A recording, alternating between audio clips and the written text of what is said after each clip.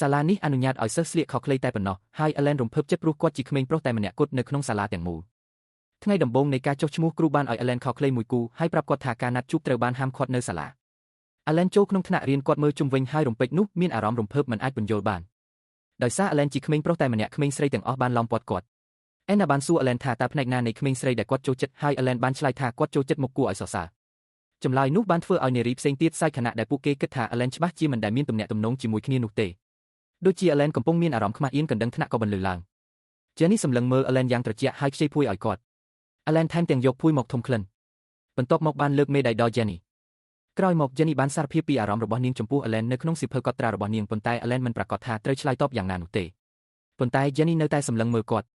ក្រោយពីរៀនរួចពេលអាឡានទៅយកទឹកអាណាស្រាប់តែដើរមករកគាត់ដោយនិយាយថានាងចង់ឃើញអែលែនខ្លាំងបំផុតរឿងសំខាន់ហើយសន្យាថាជាថ្នូរនឹងនាងឲ្យគាត់ឃើញនាងដោយសារអែលែនមិនធ្លាប់មានទំនាក់ទំនងស្នេហាគាត់មិនយល់ច្បាស់ពីអត្ថន័យនោះទេប៉ុន្តែគាត់បានយល់ព្រមទោះជាយ៉ាងណាក៏ដោយក្នុងអំឡុងពេលសិក្សាពេលល្ងាចនៅពេលដែល Jenny ទៅរកអែលែននាងបានរកឃើញថា Anna និង Sasha ក៏នៅទីនោះដែរអែលែនមិនដឹងថាពួកគេគ្រោងនឹងធ្វើអ្វីនោះទេ